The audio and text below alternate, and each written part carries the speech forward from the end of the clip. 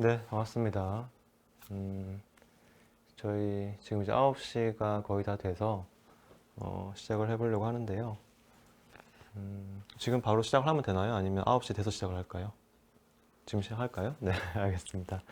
네, 안녕하세요. 저는 한밤의 낭독자들 1회 낭독을 맡은 작가 정지우입니다. 2024년 1월 3일 새해가 된 지도 벌써 사흘이 지났습니다. 이렇게 실시간으로 여러분과 함께 소통을 하게 돼서 굉장히 반갑습니다. 약간 지금 9시가 되기 조금 전이어서 제가 주변에 이제 9시라고 좀 말씀을 많이 드려가지고 약간 천천히 들어오시는 분도 계실 것 같은데 일단은 조금 일찍, 5분 일찍 시작하는 걸로 그렇게 되었습니다. 앞부분 약간 소개를 하면서 본격적인 낭독은 한 9시 이후에 들어가긴 할 텐데요.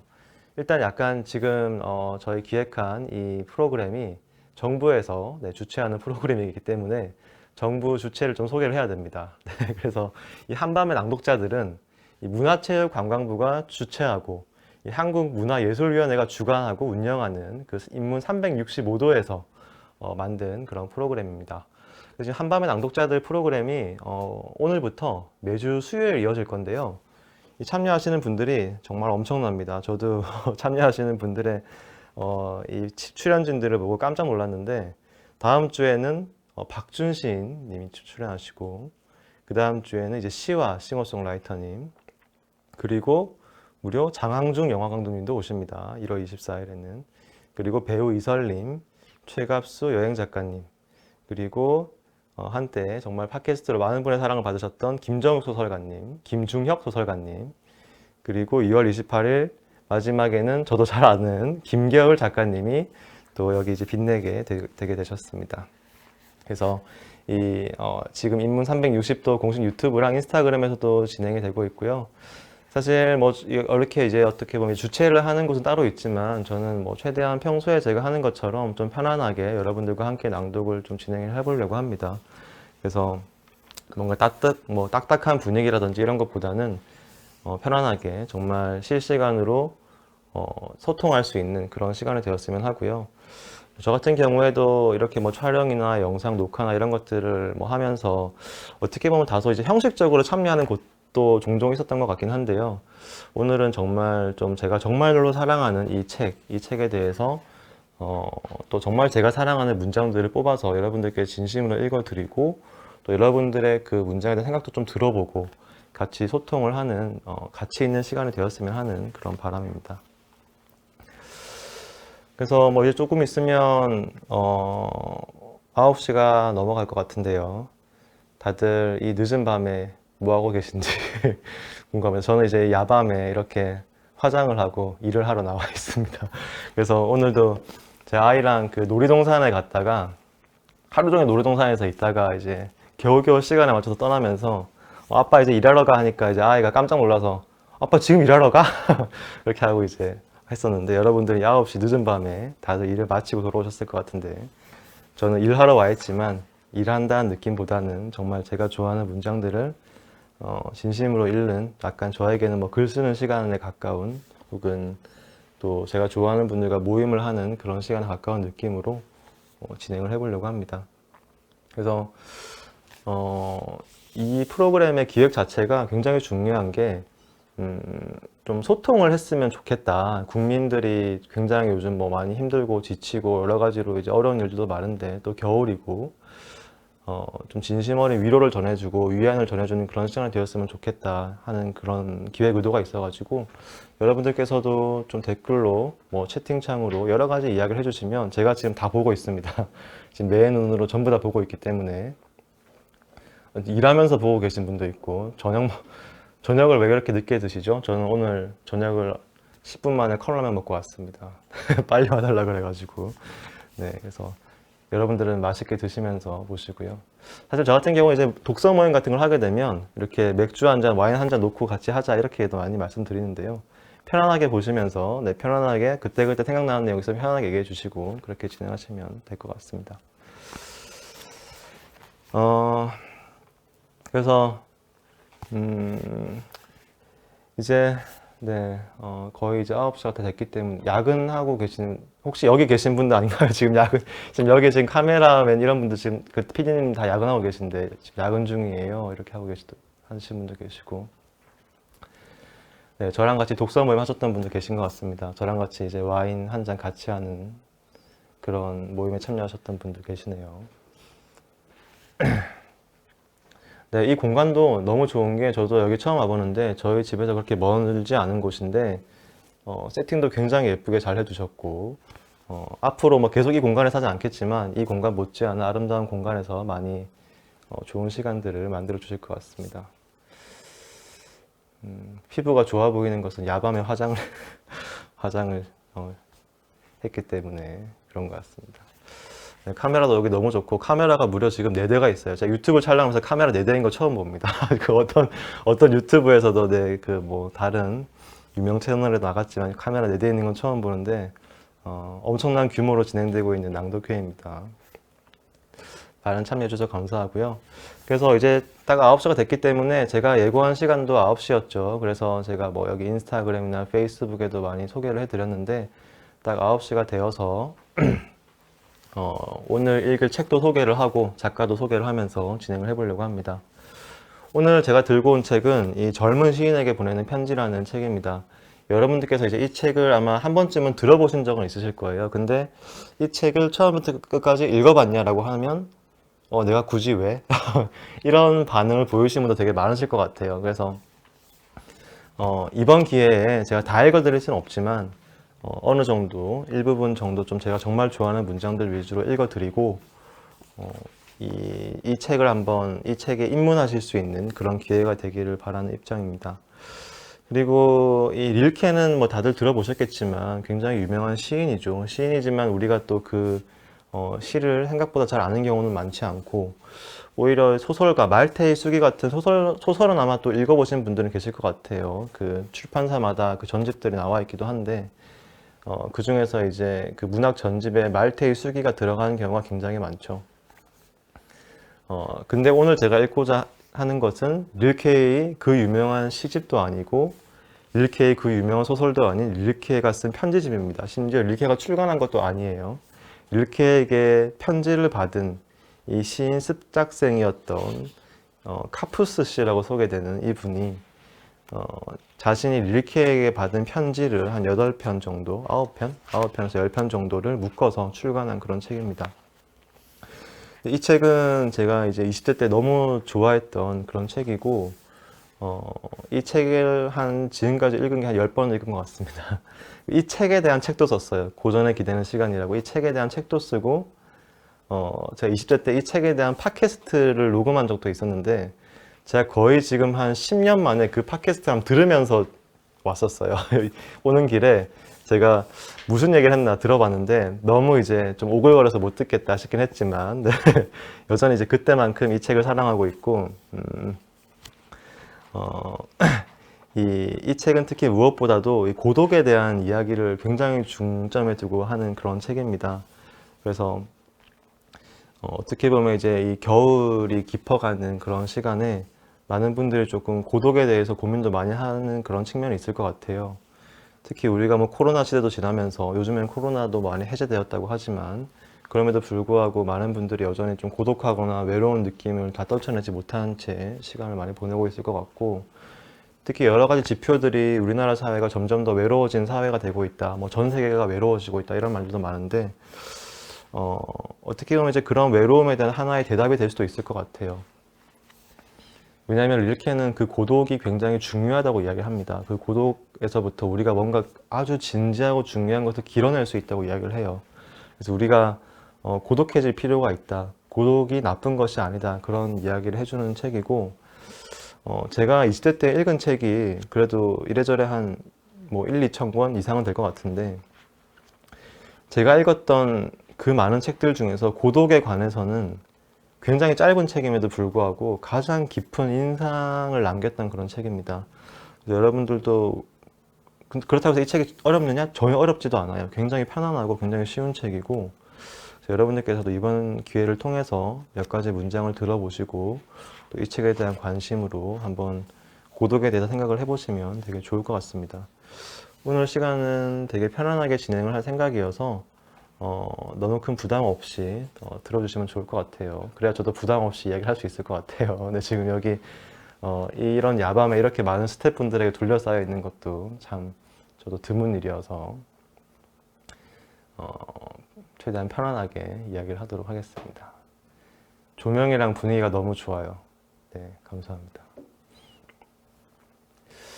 네, 참 여기 분위기 정말 제가 생각 너무 좋은 것 같고, 네, 여러분들께서도 다들 각자 방에서 빨리 그 형광등 끄시고 빨리 촛불 켜시면 빨리 촛불 켜고 들으세요. 네, 그럼 훨씬 더 좋은 분위기를 느끼실 수 있을 겁니다. 네, 그래도 이 책 뭐 20년 전에 읽었다는 분도 계시고, 네, 그 밖에도 평소에 글 잘 읽어 주신다는 분도 계셔서 반갑습니다. 네, 그러면 제가 이 책에 대해서 좀 이야기를 해보려고 하는데요. 제가 이번에 낭독하는 문장들은 크게 세 가지 챕터로 나눠져 있습니다. 하나는 새해와 운명에 관한 챕터를 읽을 거고요. 그리고 고독에 대한 챕터를 읽을 거고, 마지막으로 사랑에 대한 챕터를 읽을 겁니다.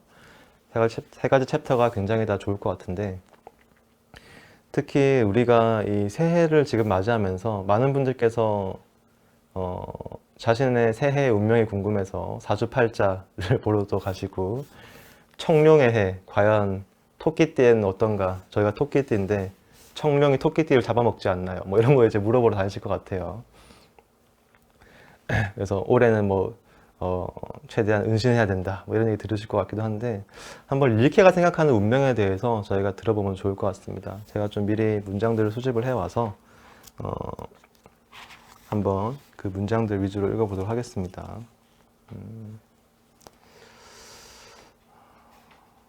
우리는 우리가 운명이라고 부르는 것이 바깥으로부터 우리의 안으로 들어오는 것이 아니라 우리 자신으로부터 생겨나는 것이라는 사실을 서서히 인식하게 될 것입니다. 이런 문장인데요. 우리가 운명이라고 부르는 것이 우리의 바깥으로부터 우리에게 오는 것이 아니라 바로 우리 자신으로부터, 우리 안으로부터 시작한다는 이야기를 하고 있는 그런 문장이죠. 조금만 더 읽어보겠습니다. 그토록 많은 인간들이 그들의 운명이 그들의 가슴 속에서 살고 있는 동안 그들의 운명을 흡수하고 그들 내면에서 변화시키지 못한 바로 그 까닭에 그들의 가슴에서 나간 것이 무엇인지 깨닫지 못했습니다. 이렇게 나오고 있습니다. 사실 우리가 운명이라는 말을 쓸 때 대부분의 사람들이 운명이라는 것은 이 외부적으로 정해져 있는 것을 의미한다고 생각을 하죠. 그래서 운명이라는 것은 뭔가 우리 내면에 있는 것이 아니라 우리 바깥에서 우리의 삶을 정해놓고 있는 것이다, 이제 이렇게 생각을 하는 거죠. 그러니까 2023년에는 뭐 대운이 들어오고 무슨 운이 있어서 뭐 별자리는 어떻고 그런 운명이 정해져 있어서 우리는 마치 그 운명이라는 방들을 통과한다, 그 운명이라는 도로를 걸어간다고 생각을 하는 거죠. 우리는 여기 있고 운명은 우리 바깥이라는 저 도로인 거죠. 실제로 사주팔자 좋아하시나요? 사주팔자 보러 가면 그런 말씀 되게 많이 하세요. 사주팔자에는 운은 이렇게 도로를 의미하고, 이제 우리가 갖고 태어나는 글자들은 이제 우리 자동차를 의미한다. 그래서 자동차도 좋아야 되고 도로도 좋아야 된다, 이런 말씀들을 하시는데, 실제로는 지금 릴케가 말하는 운명은 그렇게 우리 바깥에 정해져 있는 운명이 절대 아니고요. 우리 안으로부터 태어나는 운명에 대해서 이야기를 하고 있습니다. 그래서 우리의 운명이라는 것은 우리가 어떻게 보면 이제 우리가 만들어가는 것이기도 하고 이미 우리 안에 내재해 있는 것이죠. 잠재적으로 우리가 우리의 운명을 항상 품고 있는 겁니다, 릴케에 의하면. 그래서 마치 우리가 태어났을 때 어떤 유전자를 가지고 태어나듯이 현대과학적으로 이야기를 한다면 우리는 우리의 운명을 갖고 태어나는 거고, 우리가 살아오면서 그 수많은 잠재성들이 하나의 좁은 길로 모이기 시작하는 것이 우리 삶의 운명이 되어가는 것이죠. 어렸을 때 내가 뭐 예술가로서의 어떤 운명, 학자로서의 운명, 여러 가지 운명들이 내 안에 있었다면 살아가면서 그 운명들이 점점 좁아지면서 내 안으로부터 나와 가장 일치하게 되는 그런 운명의 길이 생기는 겁니다. 그렇게 이제 우리는 우리의 운명을 우리 안에서 찾아 나갈 수 있다는 것이죠. 여러분들께서는 운명이라는 것이 어떻게 생각하시는지 되게 궁금합니다. 조금만 더 이제 그 문장을 읽어보고 제가 생각하는 운명에 대해서도 같이 한번 얘기를 해보도록 하겠습니다. 또 이런 얘기들이 이어집니다. 우리가 슬픔에 젖어 있을 때 더 조용해지고 더 인내심을 갖고 더 마음을 열수록 새로운 것은 그만큼 더 깊고 더 확실하게 우리의 가슴 속으로 들어옵니다. 그만큼 더 훌륭하게 우리는 그것을 우리의 것으로 만들고 그만큼 더 많이 그것은 우리의 운명이 됩니다. 우리가 슬픔에 젖어 있을 때, 어떻게 보면 우리가 고독할 때, 혹은 우리가 한층 가라앉아 있을 때 우리는 세상에 열려 있게 되는 거죠. 그리고 그 빈 공간으로 새로운 것들이 우리 마음속에 이제 들어온다는 이야기를 하고 있는 거죠. 사실 저는 이 살아오면서 이 운명이라는 것이 정해져 있다기보다는 내가 살아가는 하루하루들이 나의 운명이 된다고 느끼는 순간들을 많이 느끼고 있는데요. 어느 때 제일 많이 느끼냐면, 제가 지금 이제 결혼을 하고 아이가 태어나서 아이랑 함께 아내랑 셋이서 살고 있는데, 이게 저희 아이는 우연히 생겼어요. 저희가 계획적으로 만든 게 아니라 우연히 생겼는데, 이 우연히 찾아온 이 아이가 처음에 우리에게 왔을 때는 우리의 반응은 굉장히 당혹스러움이었습니다. 이게 무슨 일이지? 아이가 생기다니 어떡하지 우리? 저는 그때 직업도 없었고, 네, 어떻게 보면 작가였지만 뭐 어떻게 어떤 일정한 벌이가 전혀 없는 그런 상황이었고, 이제 어떤 새로운 직장 같은 것들을 준비하고 있는 시점이었거든요. 그러니까 아이가 생겨나면 안 되는 시점이었어요. 아이를 계획하지도 않았었고. 근데 정말 약간 우연히 아이가 생겼고, 이제 아이가 생기면서 이제 저는 이제 수험 생활을 할 때 또 아이가 태어났단 말이죠. 그러니까 어떻게 보면 이제 가장 육아하기에는 최악이라고 하는 환경에서, 네, 이제 아이가 태어났고, 이제 아이와 함께 지금까지 살아오고 있는데, 이게 점점 시간이 흐를수록 이 당혹스러움이, 릴케의 책에도 나오는데요. 이 당혹스러움이 점점 나에게 익숙한 무엇이 되더니 이것이 운명이구나 라고 느껴지는 순간까지 오게 되더라고요. 그래서 요즘 아내랑은 그런 얘기 정말 많이 합니다. 그때 이 아이가 우리에게 안 왔으면 어쩔 뻔했어 라는 말을 되게 많이 하거든요. 이게 무슨 말이냐면, 그만큼 우리가 우리에게 온 것을 사랑하고 그것에 집중하고 거기에 깊이 몰두할수록 어느 순간 그것을 우리가 운명이라고 느낄 수밖에 없는 상황이 오는 것 같아요. 저는 이것을 이제 인간은 운명에 대한 감수성이 있다라는 표현을 많이 썼었는데, 우리는 어느 순간부터 이것을 운명이라고 믿을 수밖에 없는 그런 순간을 맞이하기도 하나 보다, 그런 생각을 했습니다. 운명이라는 것은 그래서 뭔가 정말 사주팔자처럼 정해져 있다기보다는 우리가 우리의 삶에 들어온 그것을 진심으로 사랑하고 그것을 진정성 있게 여기기 시작할 때, 그리고 그것과 함께 시간이 늘어날 때, 시간이 깊어질 때, 저는 시간이 삶이라고 생각을 하는데, 그때 그것이 운명이 되는구나.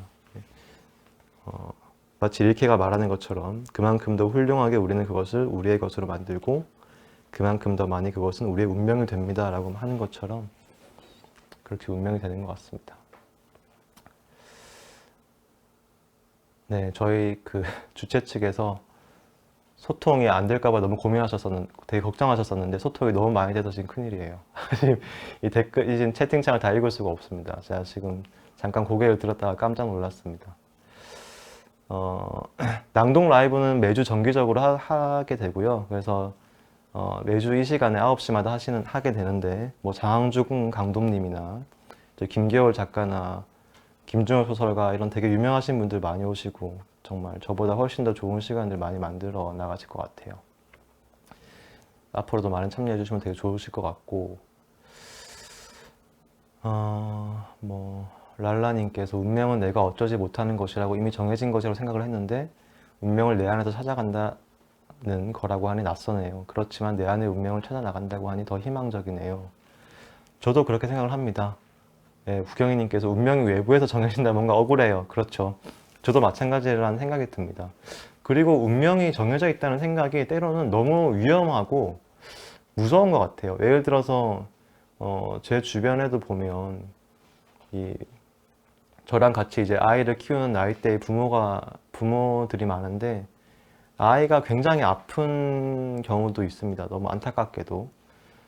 그거는 정해진 운명이다라고 하면 너무 잔인하죠. 사실 어떻게 보면 이제 우리가 어떤 삶에서 여러 가지 우연들이 오는데 그 우연들에 대해서 우리가 어떻게 대할 것인가, 그 우연들을 어떻게 받아들일 것인가, 그 과정에서 우리가 우리 자기 자신이 되어가고 우리 삶을 만들어가고 우리의 고유성을 가지게 된다는 생각이 많이 듭니다.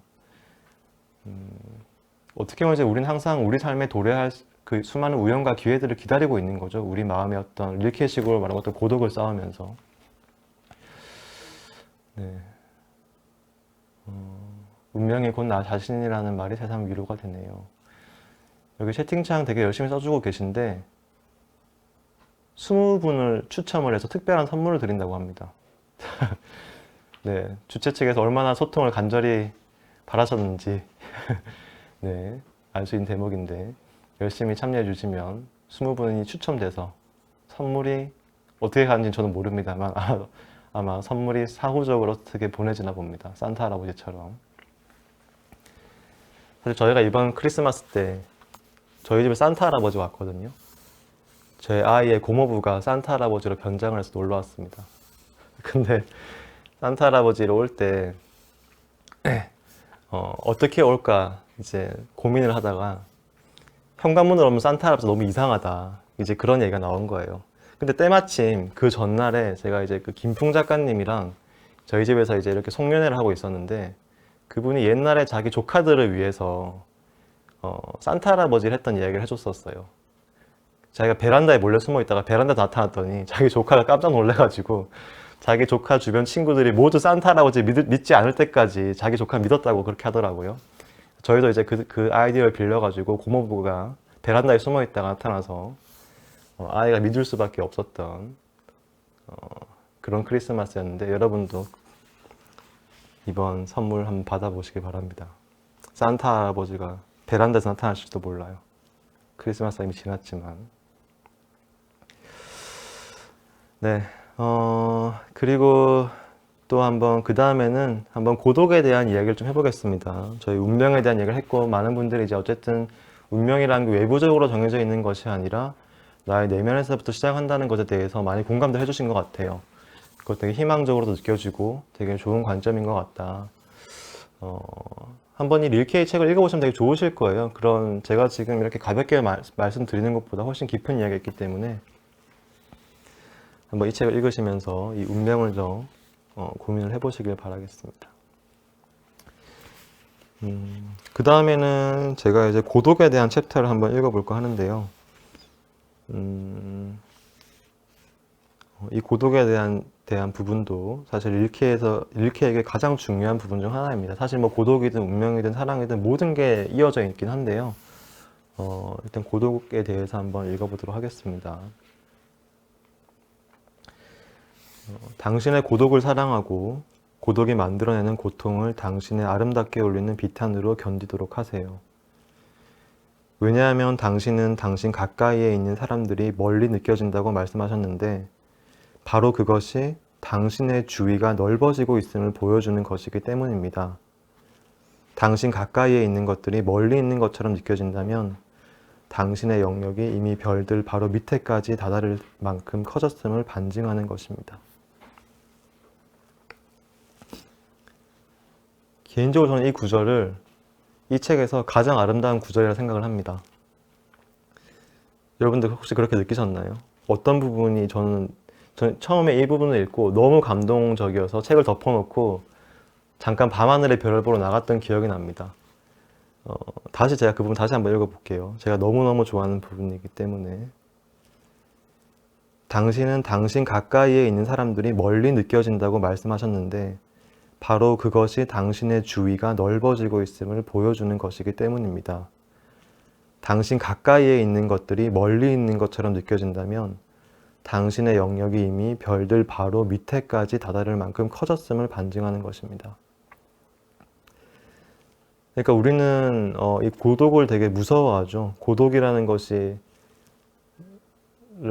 이란 단어를 떠올리면 방 안에 혼자 외롭게 있는 모습이 생각이 나실 겁니다. 혼자 외롭게 이렇게 유튜브 보고 있거나 아니면 혼자 외롭게 삼각김밥 먹으면서 혼자 맥주 마시고 있거나 뭔가 되게 고독하고 외롭고 소외되어 있고 배제되어 있고 약간 처량한 그런 마음이 드실 수 있는데, 릴케는 정반대로 이야기하죠. 우리가 고독하면 고독할수록 우리 주위는 그만큼 넓어진 것이다. 우리가 이런 송년회 때, 신년회 때 다들 뭐 바글바글 모여서 술 마시러 가고, 뭐 힙지로다, 아니면 뭐 어디 유명한 핫플레이스다, 한 10명씩 20명씩 모여서 막 술 마시고 놀고 있을 때 집에 혼자 있으면 되게 고독하고 뭔가 외롭죠. 그리고 그것이 뭔가 나쁘거나 잘못된 것이라고 느낄 수도 있습니다. 근데 오히려 릴케는 그렇게 주변에 바글바글한 사람들이 멀어지면 멀어질수록 내 주변이 되게 어떻게 보면 이제 사람들이 나에게서 이렇게 거리가 생길수록 그만큼 나의 영역이 넓어진 거라고 말하는 거죠. 그만큼 나의 영역이 넓어진 것이다. 그리고 그 영역이 얼마나 넓어진 거냐면 저 별에 닿을 만큼 넓어진 것이다. 나의 영역이. 그래서 그 밤에 나와 별과 이렇게 나와 별만 있다면 나의 영역은 우주만큼 다다랐다는 뜻인 거죠. 그래서 우리는 주위에 사람들이 많아야지, 매일매일 연락하는 사람들 많아야지, 새해 복 많이 받으세요 문자 보낸 사람들이 한 20명은 있어야지 주위 인간관계가 넓은 거라고 생각하지만, 이렇게는 반대로 주위에 사람이 없어야 주위가 더 넓은 것이라고 얘기를 하거든요. 근데 저는 이제 20대 때 이 책을 되게 좋아했었는데, 거의 제가 20대 때 했던 일은 생각을 해보면 송년회 이런 건 단 한 번도 간 적이 없는 것 같아요.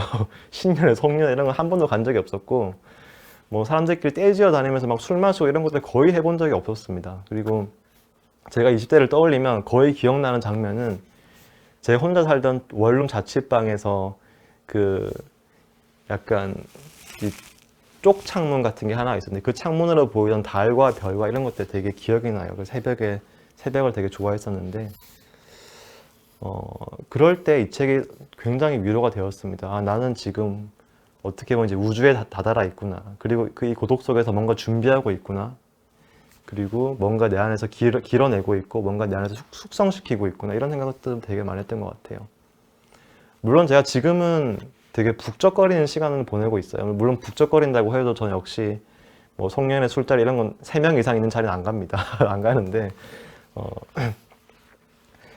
제가 북적거린다는 의미는 이제 하루 종일 뭐 아이가 집에 주말에는 아이 봐야 되고, 얼마 전에 키즈 카페 갔는데 그렇게 이제 시끄럽고 부모들도 많고 아이들도 많더라고요. 오늘도 놀이동산 갔더니 정말 세상 사람들 많은 데서 부대끼며 살아가고는 있지만, 어떻게 보면 이제 그 과거의 어떤 고독과는 다른 시절을 보내고 있음에도 불구하고 가끔씩 이런 구절들이 굉장히 위로가 돼요.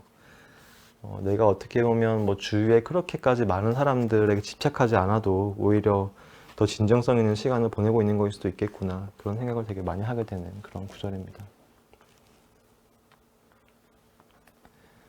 네, 또 여러분들께서는 이 고독을 어떻게 생각하시는지, 고독을 사랑하시는지도 궁금하기도 하네요. 예전에 약간 저의 트레이드 마크는, 제 팟캐스트도 그렇고 제가 쓴 글도 그랬지만, 나는 혼자 있는 거 좋아한다가 약간 저의 그 심볼이었거든요.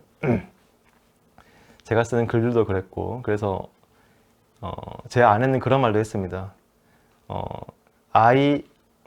전국에 있는 IN 계열 사람들은 당신 글로 다 모이는 것 같다. 그래서 그런 말도 했었는데,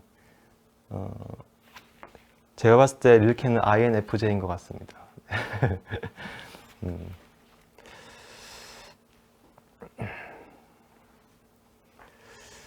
네, 고독을 너무 사랑한다고 하시는 그런 분도 계시고, 구경이님, 이 또 문장을 되게 좋아해 주시는 분들 되게 많이 계시네요. 네, 또 뭐 이렇게 고독은 예술가의 친구라더니 예술은 별을 닫는 직업인가 봅니다. 이런 말씀도 해주시는데, 정말 그런 것 같아요. 이게 뭐 물론 예술도 다양한 종류가 있겠지만, 제가 느낄 때 예술 하시는 분들이 너무 복잡한 것만 사랑하는 분도 계세요. 예술가들, 시끄럽고 복잡한 걸 사랑하는 예술가도 있지만, 또 많은 예술가들이 정말 혼자 있는 고요한 새벽에 별을 되게 좋아하는 것 같아요. 서울에서 별이 보이지도 않지만 별 한 개라도 더 보겠다고 뒷산에도 올라가고, 저도 예전에 예술하던 친구랑 그랬었거든요. 제가 대학생 때 저처럼 자취하던 예술하는 친구가 있었는데, 그 친구 이제 음악을 하던 친구였는데, 둘이서 막 새벽 4시 이럴 때 학교 뒷산 올라가고 그랬었거든요. 별 보러. 그때는 또 제 방에는 그 천체망원경이 있었어요. 천체망원경이 한 8만 원짜리 천체망원경이 있었는데, 이게 토성의 고리까지는 보입니다. 그래서 그거 들고 막 친구랑 별 보러 가고 그랬었는데, 그 친구는 나중에 게임 회사에 취업했고 저는 변호사가 되었습니다. 그래도 여전히 예술을 사랑하면서 네, 살고는 있습니다만, 예술만 하면서 살고 있지 않은 것 같아요. 영화 그래비티 생각나네. 절대고도. 그쵸, 영화 그래비티도 그런 느낌이 되게 많이 들었었죠. SF 영화. 제가 최근에 본 그 SF 영화 중에서도 제가 너무 좋아서 기억에 났었던 게 있었는데, 기억에 남는 게 그것도 고독에 대한 영화였는데요. 그 내용이 지구가 멸망을 합니다. 지구가 멸망을 하는데, 북극의 마지막 남은 그 천문대 같은 곳에 한 사람이 남아요. 할아버지 한 사람이.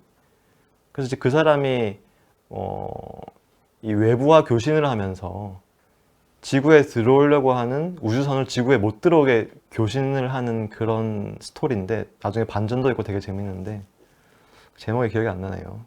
나중에 제목이 기억나면 제 SNS에 올리겠습니다. 근데 전 너무 좋았던 그런 SF 영화 생각이 나고,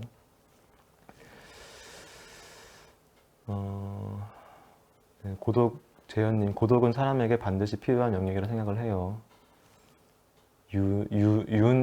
유니버스, 네, 우주 얘기를 하고 있는 유니버스님, 고독스럽게 지내다 보면 나를 들여다볼 수 있어서 저는 더 좋았어요. 그랬던 것 같습니다. 저도. 조르뚜님, 고독이라는 단어를 긍정적으로 생각해 본 적이 없었는데 고독을 한 번 더 생각하게 되는 좋은 글귀네요. 말씀하십니다. 파라트님, 팟아트님, 네. 되게 닉네임이 되게 재밌는 게 많으시네요. 저도 닉네임을 좀 재밌게 해야겠다는 생각이 문득 듭니다. 아무리 많은 사람들 가운데 있는 사람이라도 고독은 필연적으로 따라오는 건데, 이걸 어떻게 받아들이고 어떻게 살아가야 하는지에 대한 삶의 자세가 중요하겠네요. 오니온님, 이번 연말에 독감 걸려서 모든 약속을 취소하고 집에만 있었는데 생각보다 너무 좋더라고요. 또 요즘에 이 약속이 취소되면 좋아하는 게 유행이지 않습니까? 그 전국의 아이 성향인 분들이 다들 약속이 취소되면 그렇게 행복하다고 하는데, 약속이 취소되면 되게 좋죠. 밖으로 나가야 된다는 그 강박이 없어져서 되게 좋은 것 같아요.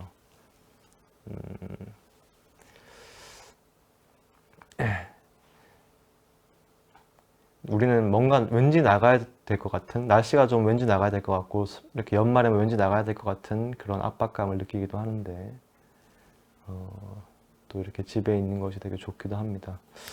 시간을 제가 주절주절 얘기하다 보니까 시간이 정말 쏜살같이 흐르네요. 제가 이렇게 여기 계신 많은 스태프분들을 볼모로 잡고 있지 않다면 2시간은 거뜬히 할 수 있는데 일단 조금 더 읽어보도록 하겠습니다. 당신은 당신의 고독을 깨고 바깥으로 나가고 싶은 소망이 당신의 가슴 속에 존재한다는 사실로 인해 당혹해하지 말길 바랍니다. 바로 이와 같은 소망이 당신이 이 소망을 조용하고도 신중하게, 그리고 마치 하나의 도구처럼 사용한다면 당신의 고독을 드넓은 땅 위로 펼치는 일을 도와줄 것입니다. 사람들은 지금까지 인습의 도움을 빌려 모든 것을 쉬운 쪽으로만 해결해 왔습니다. 쉬운 것 중에서도 가장 쉬운 쪽으로만 말입니다. 그러나 우리가 어려운 것을 향해야 한다는 사실은 분명합니다. 살아있는 모든 것은 어려운 것을 향합니다. 제가 이 부분도 이 책에서 너무나 좋아하는 부분입니다. 사실 제가 뭐 얼마 전에도 북토크를 했었는데, 북토크를 하면 이렇게 책에 사인을 해드리잖아요. 근데 사인을 해드릴 때 제가 생각하는 약간 하나의 윤리 의식이 있는데, 모든 분들에게 똑같이 그 로버트처럼 기계적인 문구를 써드리지 않는 게 저희 약간 윤리 의식이 있어요. 그래서 제가 지금까지 뭐 사인을 몇천 번 했겠지만 항상 그때 생각나는 문장을 새로 떠올려서 사인을 하려고 했었어요. 항상 웬만하면. 물론 이제 그렇게 하는 과정에서 비슷한 문장이 반복될 때도 있었겠지만, 가능하면 뭔가 새로운 문장을 써서 드리고 싶었었거든요. 왜냐하면 다들 멀리서 오셨고 저도 뭐 평생에 한 번 볼 수 있는 순간인데 너무 로봇 같은 문장을 써드리는 것보다 그때 그 순간 떠오르는 약간 진심을 쓰고 싶다 이런 마음이 있어가지고 항상 다른 문장을 써드렸었는데 그때 제가 굉장히 많이 쓰는 문장 중에 하나가 이 어려움에 대한 문장을 되게 많이 씁니다. 삶이 어렵다면 우리는 그만큼 잘 살고 있는 것 같다. 아니면 삶이 가치 있다면 그만큼 어려운 게 당연한 것 같다. 혹은 어, 삶이 어려운 이유는 그만큼 가치 있기 때문인 것 같다. 이런 말들을 되게 많이 쓰는데 그리고 이제 제가 작년에 썼던 그 그럼에도 육아라는 칼럼에서도 그 마지막 문장을 얘기해 주신 분들이 좀 계시던데 삶의 어려움이 그 아이와 함께 그러니까 육아의 어려움이 삶의 가치를 훼손할 수는 없다라고 이제 육아의 가치를 훼손할 수는 없다 이런 이제 뉘앙스의 문장을 쓰기도 했었잖아요. 근데 사실 그 기원이 릴케예요. 이 어려움에 대해서 제가 감명을 받았던 게 릴케였거든요. 제가 뭐 여기저기 어려움이라는 걸 되게 많이 쓴다는 거를 아시는 분은 아실 텐데 어, 그 어려움에 대해서 제가 처음으로 영감을 받았던 게 이 릴케의 서한집이었습니다. 삶은 어려운 쪽으로 가야 된다. 어려운 것은 우리 삶이 무가치하다는 뜻이 아니라 어렵기 때문에 가치 있는 것에 마치 증거라는 거죠. 어려움은 삶이 가치 있다면 그 가치 있음의 증거가 바로 어려움이라는 거죠. 저 같은 경우도 한 지금 뭐 20대 때부터 또 30대를 거치면서 이제 뭐 곧 40이 다 돼 가지만 여러 가지 선택들을 했어야 됐고 특히 30대는 인생에서 중요한 선택을 너무 많이 하는 시점이잖아요. 뭐 직장도 선택해야 되고 직업도 선택해야 되고 결혼 상대도 선택해야 되고 뭐 아이를 낳을지 여부도 선택을 해야 되고 뭐 집을 살지 말지 선택을 해야 되고 여러 가지 것들을 정말 많이 선택해야 되는 시점인데 사실 우리는 인생을 알 수 없잖아요. 운명이 외부적으로 있는 게 아니라면 정말 무당이 아니라면 우리의 운명을 알 수 없기 때문에 어떤 선택이 옳은지 알 수가 없습니다. 제가 강연이나 이런 데서도 20대 분들 만나서 제일 많은 고민을 들으면 어떤 걸 선택해야 될지 모르겠다는 거예요. 이런 남자친구 계속 만나도 되나요? 아니면 지금 직장에서 이직해도 되나요? 뭐 퇴사해도 되나요? 이런 사람과 결혼해도 되나요? 뭐 지금 저희 맞벌이 연봉이 얼만데 아이 낳아도 되나요? 이런 선택에 대한 질문을 제일 많이 받는데 저는 이제 그런 정말 삶에서 중요한 선택을 해야 할 때마다 저는 개인적으로는 어느 쪽이 더 어려운 길인지를 고민했던 것 같아요.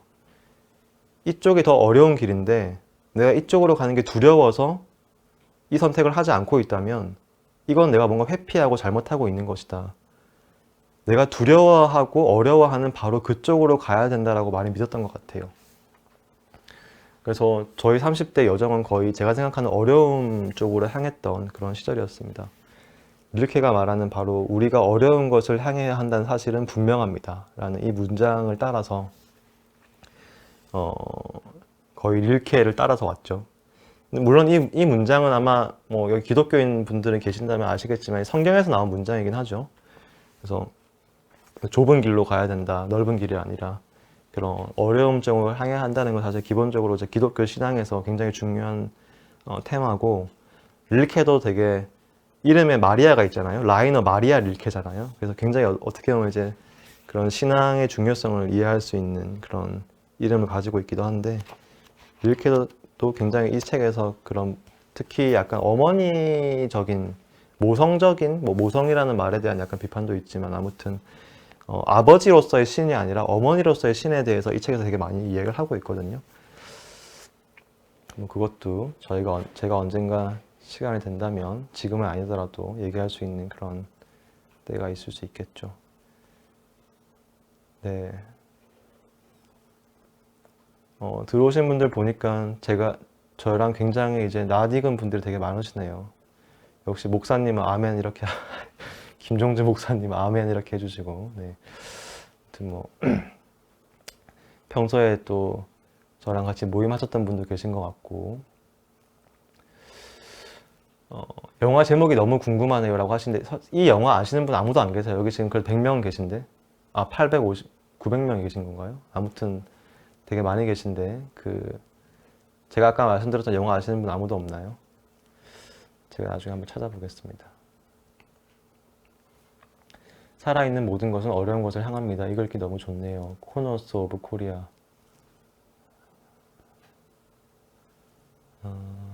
네, 이승이 사인해줄 때 어려움이란 단어를 많이 쓰셨다는 말이 놀랍네요.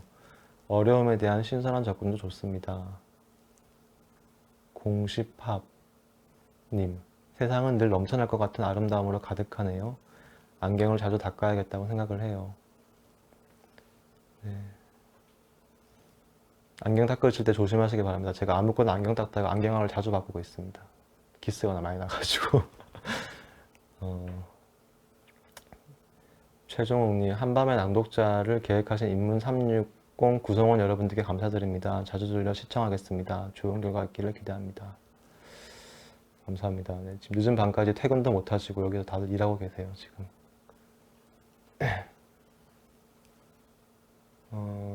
그쵸. 30대는 정말 많은 선택의 앞에 서 있는 것 같아요, 재현님. 조영민님, 해보질 않아서 어떤 게 더 좋은 선택일지 모르겠어요. 그렇죠. 사실 이게 우리가 알 수 없다는 게 사실 밀란 쿤데라의 참을 수 없는 존재의 가벼움의 바로 주제잖아요. 왜 우리의 존재는 가벼울 수밖에 없는가? 우리는 무슨 선택이 옳을지 알 수 없으니까. 그래서 이 사람이랑 결혼을 안 하고 결혼을 안 했다, 파혼을 했다. 그리고 그 다음날 길에서 만난 그 사람이 나의 운명을 바꿀 사람일지, 아니면 이 사람과 결혼을 해서 잘 살아가는 것이 좋은 선택일지 우리는 알 수가 없죠. 알 수가 없기 때문에 어떻게 보면 우리 선택을 어떻게 받아들이는지가 전 더 중요한 것 같아요. 어떤 걸 선택하느냐보다 그 선택을 대하는 태도가 중요하다고 느낄 때가 정말 많은 것 같습니다. 제가 얼마 전에 제가 뭐 거의 끝나가야 될 때가 되긴 한데 여기 계신 분들을 위해서 제가 드리고 싶은 말씀이 있어가지고 제가 얼마 전에 본 책에서 그런 얘기가 나왔습니다. 사랑을 지키는 법이라는 책에서 나온 글귀인데요. 이 워싱턴 대학의 심리학자들이 연구를 했는데 수십 쌍의 부부들을 인터뷰를 하고 되게 되게 어떻게 보면 사소해 보이는 질문만 던져가지고 그 부부들이 3년 내에 이혼할지 아닐지를 94% 맞췄다고 합니다. 그러니까 뭐 자산을 조사하거나 이런 게 전혀 아니고요. 뭘 물어봤냐면 그 사람들이 과거를 대하는 태도에 대해서 물어보기만 한 거예요. 이 과거를 대하는 태도가 가령 긍정적인 사람들은 이혼을 하지 않더라는 거죠. 긍정적인 부부들은. 예를 들어서 그 부부의 삶에서 뭔가 되게 힘든 일들이 들어왔었어요. 정말 뭐 그 부부 사이에서 너무나 어려운 일이 있었고 뭐 집안이 파산하거나 누가 죽거나 힘들거나 다치거나 괴롭거나 뭐 서로 싸우거나 서로 상처 주거나 과거에 그런 일들이 누구나 있잖아요. 모든 커플들에게. 근데 그런 그 과거의 고통을 대하는 태도가 우리는 그래도 그렇게 그때 고통을 겪어서 지금 잘 지내는 것 같아. 그때 액땜을 한 거야. 그때 우리가 그런 시련을 겪었기 때문에 지금 우린 더 나은 삶을 살고 있는 거지. 과거의 고통을 저주하거나 거기에 사로잡히지 않고 그거를 뭔가 긍정적으로 승화시키는 태도를 가진 부부들은 3년 이내에 이혼하지 않은 반면에 그 과거에 대해 고통을 저주하고 거기에 사로잡혀 집착하는 부부들은 3년 이내에 상당수가 이혼을 했더라는 것이죠. 그래서 어떻게 보면 이제 우리가 어떤 선택을 하고 삶에서 무엇이 오느냐 그런 것도 중요하지만 그것을 어떤 태도로 대하는지가 정말 중요할 수 있다. 그런 것들을 알려준 시간이기도 했습니다. 네, 그 영화 제목은 미드나잇 스카이 맞습니다. 네, 미드나잇 스카이였고 고독과 너무나 어울리는 영화고 이런 겨울 밤에 한번 보시면 정말 좋으실 것 같습니다. 네, 저희 뭐 거의 지금 마칠 시간이 되어서 지금 한 40분에는 거의 이제 마치기로 되어 있었는데요. 한번 제가 여러분들께 꼭 소개시켜 드리고 싶었던 문장을 좀 마지막으로 한번 읽어볼까 합니다. 너무 짧죠? 제 생각에도 사실 너무 짧았는데 3, 40분은 네, 아무튼 3, 40분으로 기획됐었기 때문에 다음에 오시는 분은 더 길게 하실 수도 있어요. 네, 일단 제가 조금 더 읽어보도록 하겠습니다. 이 세계가 공포를 지녔다면 그것은 우리의 경악이요. 이 세계가 심연들을 갖고 있다면 그 심연들은 마땅히 우리의 것이며 이 세계 속에 위험들이 존재한다면 우리는 그것들을 사랑하려고 노력해야 합니다. 늘 어려운 쪽을 향해야 한다는 기본 원칙에 따라서 우리가 우리의 삶을 이룩해 나간다면 지금 당장은 우리에게 낯설어만 보이는 것도 우리에게 더없이 친숙하고 소중한 것이 될 겁니다. 마음속에 늘 충분한 인내심을 지니십시오. 또한 소박한 마음으로 믿으십시오. 어려운 것을 더욱더 신뢰하십시오. 그리고 그 말고는 삶이 당신에게 벌어지는 대로 놔두십시오. 내 말을 믿으십시오. 삶은 어떠한 경우에도 옳습니다. 이 문장인데요. 사실 이 세계는 원래 공포로 가득하고 어려움과 무서운 위험들로 가득하죠. 특히 저는 아이를 보면서 아이가 보는 이 세상이란 얼마나 무서울까 그런 생각을 많이 합니다. 또 뭐 우리가 처음 운전을 해서 도로로 나설 때 세상에는 모든 차들이 폭주족처럼 보이잖아요. 어떻게 보면 삶은 그런 수많은 위험들로 가득하지만 우리는 그것들을 사랑하려고 노력해야 된다고 하죠. 마치 아까 워싱턴 대학에서 연구했던 그 부부들처럼 우리가 겪었던 여러 가지 어려움들과 위험들과 고통들이 있었어도 그것을 사랑하려고 노력해야 한다고 릴케는 이야기합니다. 그리고 늘 어려운 쪽을 향해야 한다는 그런 기본 원칙을 지킨다면 우리는 우리의 삶을 살아갈 수 있을 거라고 말합니다. 이 마지막 문장도 제가 너무 좋아하는데요. 삶은 어떠한 경우에도 옳습니다. 삶에 어떤 일이 일어나든 삶은 옳다고 이야기를 하고 있죠. 뭐 옳지 않은 것은 그럼 뭐가 있을까요? 삶을 대한 우리의 태도가 옳지 않을 수도 있겠죠. 그런 측면에 대해서도 한번 이야기를 해보시길 바랍니다. 고민을 해보셨으면 좋겠습니다. 네, 밤샘 방송 부탁해요라고 하시는데 제가 집에 가서 인스타 라이브를 한번 틀어볼까요?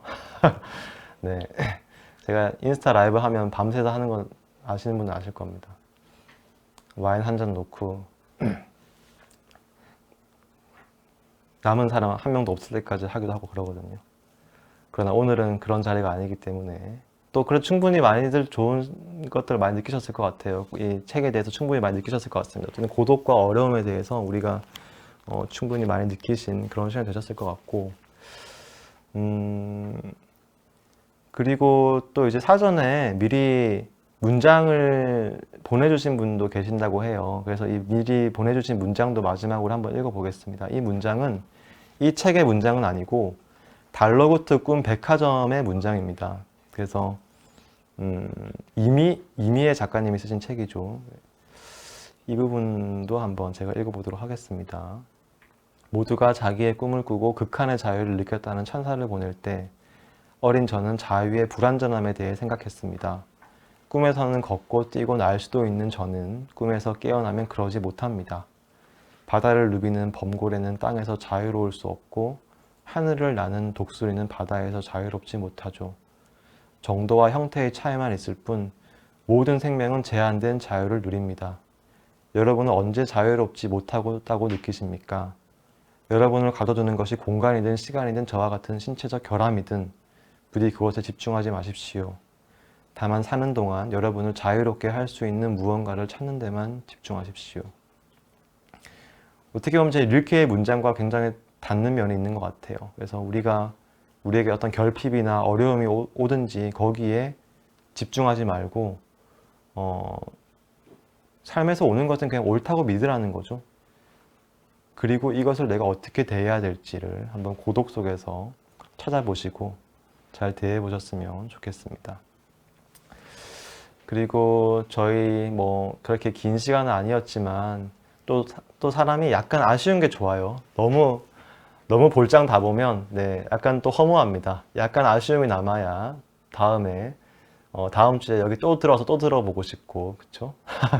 또 이 책도 약간 아쉬워야 또 읽고 싶고, 네, 이 책에 대해서 쓴 제 책인 고전에 기댄 시간도 또 읽어보고 싶고, 약간 아쉬움이 남아야 또 좋은 게 있습니다. 약간 아쉬워야 또 여운을 느끼면서 여러분들 하루를 마무리하시기도 되게 좋으실 것 같아요. 다들 내일 출근하셔야 되는 분들도 계실 것 같고. 아무튼 이런 평일 늦은 밤에 많은 참여해 주셔서 정말 감사드리고요. 네, 볼장 다 보고 싶어요. 네, 감사합니다. 언젠가 볼장 다 보는 날이 있길 바라겠습니다. 어, 그리고 이제 방송 중에 나오는 네, 이런 어떤 답변들 중, 실시간 채팅창들 중에서 또 여러분들의 그런 채팅 몇 개를 선별하셔가지고 아마 20분께 특별한 선물을 드리시나 봐요. 어떻게 드리는지 모르겠어요. 네. 뭔가 여러분들께 연락하시는 방법이 있으신 거겠죠? 네. 공지사항이 나올 것 같기도 하고, 인문 360에. 인문 360 인스타그램이나 이런 여기 유튜브 게시판 같은 곳을 한번 잘 보고 계시길 바라겠습니다. 그래서 오늘 한밤의 낭독자들 첫 시간이었는데요. 제가 하는 것보다 더 아름다운 밤을 만들 준비를 하고 계신 분들이 많이 계십니다. 아까 처음 제가 소개 드려서 못 들은 분도 계시겠지만 제가 다시 한번 소개 드리면 다음 주에는 박준 시인님이 오십니다. 네, 박준 시인님 다들 아시죠? 저도 박준 시인님 보고 싶네요. 다음 주에 몰래 촬영하는데 가볼까 싶기도 합니다. 그 시와 싱어송라이터님, 그 다음 주에는 1월 24일에는 장항준 감독님, 제가 나갔던 침착맨 방송을 보시면 장항준의 문단속이라는 사연이 나오는데, 아무튼 장항준 영화 감독님도 있고, 2월 7일에 이설 배우님, 2월 14일엔 최갑수 여행 작가님도 다 잘 알고 계시죠? 2월 21일에는 김중혁 소설가님, 2월 28일에는 또 김계월 작가님, 네, 김계월 작가님 오시면 제 안부도 전해주시기 바랍니다. 정말 네, 좋은 분들이 아름다운 밤들을 준비하고 계시니까요. 다음 주에도 계속 네, 이 겨울이 끝날 때까지 많은 관심 부탁드리겠습니다. 이 우리의 내면을 어루만져줄 아름다운 글들은 언제나 인문 360KR에서 만나실 수 있습니다. 인문 360KR. 저도 여기에 예전에 글도 기고하고 했었는데요. 좋은 글들이 되게 많은 곳입니다. 그래서 힘든 하루 인문 360KR에서 여러분만의 위로를 찾아보시길 바라겠습니다.